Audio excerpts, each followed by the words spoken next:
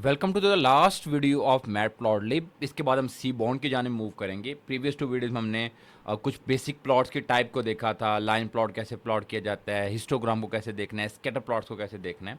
आज हम pandas data frame को भी थोड़ा सा रिलेट करेंगे कि अगर किसी डेटा फ्रेम को हमें प्लॉट करना हो तो वो किस तरीके से उसको विजुलाइज किया जा सकता है। तो सबसे पहले मैं क्या करता हूँ कि मैटप्लॉटलिब को इंपोर्ट कर लेता हूँ, देन पांडास को इंपोर्ट कर लेता हूँ और यहाँ पर मैंने एक list of dictionary of list ली हुई है।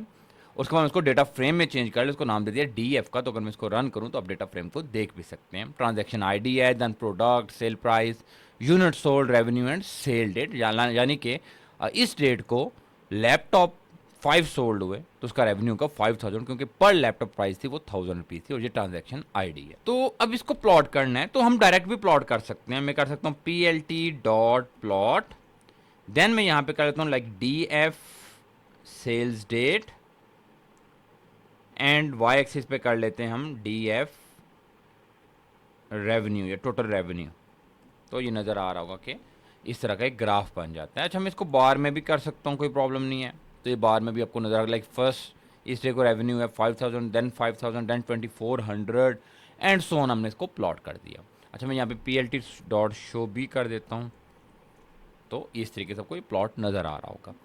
अब अगली चीज़ कि मोस्टली हमें ग्रुप बाय करना होता है। ग्रुप बाय क्यों? देखिए, मैं ये चाह रहा हूँ कि ये मंथ की ट्रांजैक्शन या 15 डेज की जो भी है, इसमें लैपटॉप से कितना रेवेन्यू मिला है, मोबाइल से कितना मिला है, मॉनिटर से कितना मिला है, कीबोर्ड से कितना मिला है। तो अब लैपटॉप मल्टीपल जगह आ रहा है, ये लैपटॉप और ये तो मैंने जस्ट हेड को फर्स्ट 10 रोज को प्रिंट कराया हुआ है। रोज 15 है, 16 है, उसमें मल्टीपल टाइम क्या आ रहा है, लैपटॉप आ रहे हैं। तो सबसे पहला काम हम ग्रुप बाय करते हैं। मैं लिखता हूँ DF1 is equal to DF dot group bye.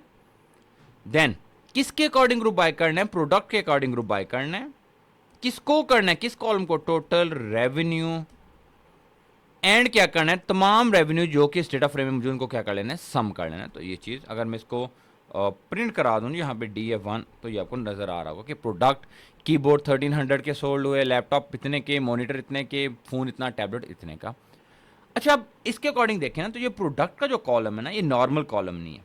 ये छोड़ दें, प्रोडक्ट का जो कॉलम है वो नॉर्मल कॉलम नहीं है, बल्कि वो एज एन इंडेक्स ट्रीट हो रहा है। जब इस तरह की सिचुएशन होगी तो प्लॉटिंग में या विजुअलाइजेशन में थोड़ी सी प्रॉब्लम्स आती हैं। तो इसका एक बेटर वे क्या होती है, अब यहाँ पे रीसेट इंडेक्स कर लें।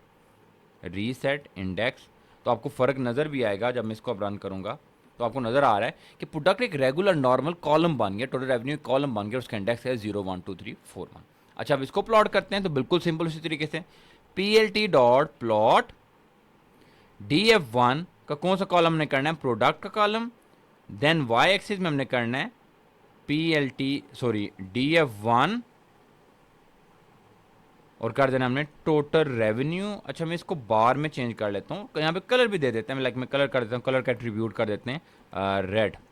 तो ये आपको नज़र आ रहा है कि ओवरऑल कीबोर्ड की सेल जो है वो इतनी है, उनका रेवेन्यू इतना है, लैपटॉप का इतना है, मॉनिटर, फ़ोन का इतना, टैबलेट। तो हमें आइडिया हो गया कि सबसे ज़्यादा हमें रेवेन्यू किससे मिल रहा है? फ़ोन से मिल रहा है, फिर किससे मिल रहा है? लैपटॉप से मिल रहा है, देन टैबलेट से, और बहुत कम रेवेन्यू आ रहा है from mouse and keyboard and monitor से। तो इस तरीके से हमें हेल्पफुल होता है। यहाँ पे PLT डॉट शो कर देता हूँ तो ये देखें। अच्छा, अब अगर आप रीसेट इंडेक्स नहीं करना चाहते तो एक और वे भी होती है प्लॉटिंग की। आप करते हैं लाइक DF2 नाम दे देता हूँ मैं, DF2 DF dot group bye. उसी तरीके से ग्रुप बाय करना है अपने product, then total revenue and dot sum. अच्छा, अब रीसेट इंडेक्स नहीं कर रहे हम, मैं एक और कोड ब्लॉक ऐड कर देता हूँ लाइक DF2 एंड ये देख लें उसी तरीके से जैसे आपने ये किया था, सेम टू सेम उस तरीके से। अब प्लॉट करने की कोर वे भी है और वो है, मैं लिखता हूँ DF2 डॉट प्लॉट। अब PLT डॉट प्लॉट नहीं करना, DF2 डॉट प्लॉट। उसके अंदर एक एट्रीब्यूट पास करते हैं like kind is equal to bar. Kind attribute का नाम और उसकी वैल्यू क्या पास कर दी? बार। कलर में कर देता हूँ उसी तरीके से रेड।